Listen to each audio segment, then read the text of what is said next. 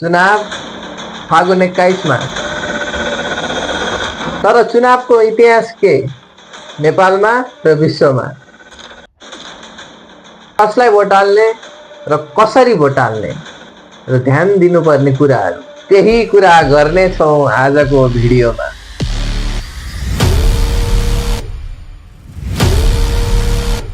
नमस्कार, आदाब। स्पार्टन संविधान अंतर्गत 754 बीसी 754 बीसी में स्पार्टा ग्रीस में पहिलोचोटि निर्वाचन प्रणाली को सुरुवात भएको थियो। त्यसैगरी 1708 में ब्रिटेन में भएको थियो पहिलो जनरल इलेक्सन, जुन अहिले नेपालमा हुँदैछ, जसले देशको राष्ट्रको अधिकारीहरू छान्ने मौका पाउँदछ। र न्युजिल्यान्ड त्यो देश हो जहाँ पहिलोचोटि महिला र पुरुष दुवैलाई भोट गर्ने अधिकार प्राप्त भएको थियो। नेपालको इतिहासमा आउँदाखेरि हामीलाई लाग्छ कि 2015 फागुन 7 पहिलो चुनाव भएको थियो, तर होइन। लोकल इलेक्सन नेपालमा पहिला नै भइसकेको थियो। ज्येष्ठ 9 2004 मा पहिल्यै भइसकेको थियो एउटा इलेक्सन होला, त्यो लोकल इलेक्सन थियो। तर पहिलो इलेक्सन नेपालमा ज्येष्ठ 9 2004, डेट याद राख्नु होला। अब आउँ 2015 को त्यो चुनाव, नेपालको पहिलो जनरल इलेक्सन फागुन 7 2015 मा भएको थियो। त्यो चुनाव जुन पहिलो जनरल इलेक्सन थियो नेपालको।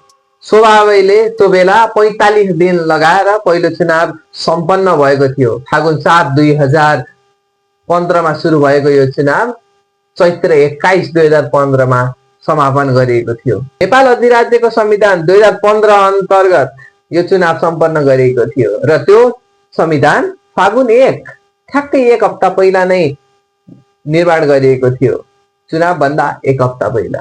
अहिले इलेक्सन गराउने जिम्मा छ हाम्रो प्रधानमन्त्री सुशीला कार्कीको, तर 2015 मा त्यही जिम्मेवारी थियो सुवर्ण शमशेर राणाको हातमा, जसले सक्सेसफुली एउटा चुनाव गराएर देखाए। त्यो बेला 109 जनाको सिट मात्र थियो र 74 सिटमा जित हात पार्दै कांग्रेस बनिएको थियो पहिलो दल, र यो 2/3 सरकारका पहिलो प्रधानमन्त्री थिए बीपी कोइराला।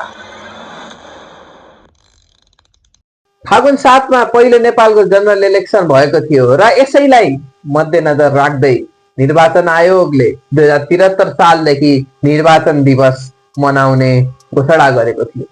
पहिलो चुनाव त नेपालको अधिराज्यको संविधान 2015 को अन्तर्गत भएको थियो, तर यो चुनाव हुँदैछ नेपालको संविधान 2072 को अन्तर्गत। फागुन 21 मा चुनाव हुँदैछ र यो चुनाव 275 सिटका लागि हुँदैछ। समानुपातिकमा 110 सिट र प्रत्यक्षतर्फ 165 सिट। 165 सिटमा हजुरले मान्छेलाई भोट गर्न पाउनुहुनेछ भने समानुपातिकको सिटमा हामीले पार्टीलाई भोट गर्नेछौँ, जुन पार्टीको मान्छेहरूको लिस्ट हामीसँग पहिल्यै नै हामीलाई नै थाहा छ। त्यो नै समानुपातिकबाट जानुहुनेछ हाम्रो संसद भवनभित्र हाम्रो प्रतिनिधि भएर। फागुन 21 को चुनाव अलि फरक चुनाव हो। एउटा आन्दोलनको बेसिसमा हुँदैछ यो चुनाव। यो आन्दोलनको परिपूरकका रूपमा यो चुनावलाई लिएको छ। जेन्जी आन्दोलन जुन भदौ 23 र 24 लाई पनि जोड्नु भयो भने जुन भएको थियो, त्यसको परिपूरकका रूपमा यो चुनावलाई लिएको छ। अरू चुनाव जस्तो होइन यो चुनाव। भोट हाल्दाखेरि एकदमै ध्यान पुर्याएर हाल्नु होला। केही 3-4 वटा कुरा छन् जुन आज म भन्दैछु।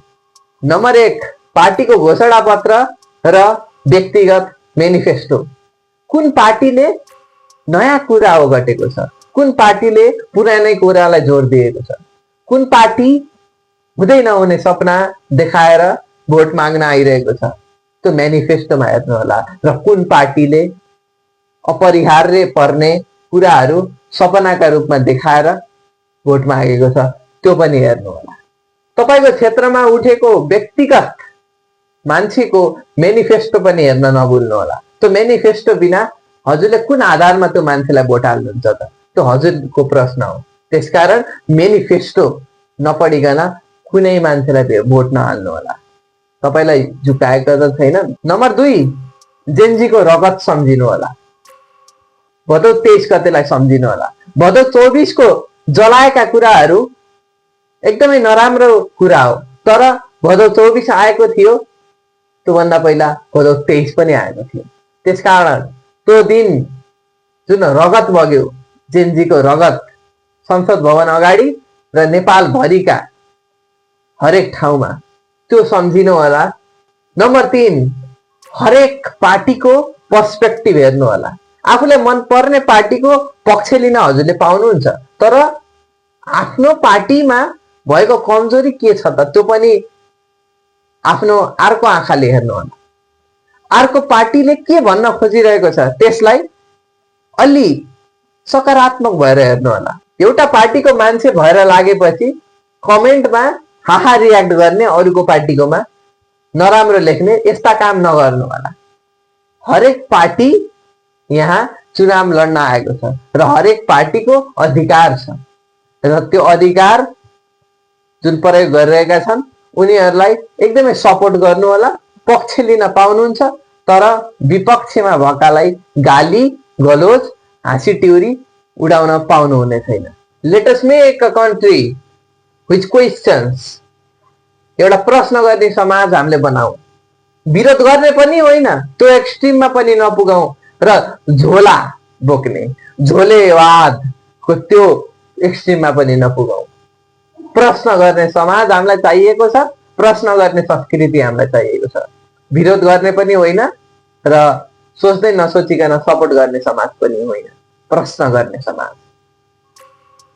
धन्यवाद। म रोशन मानव र आजको भिडियोलाई यही समाप्त गर्छु।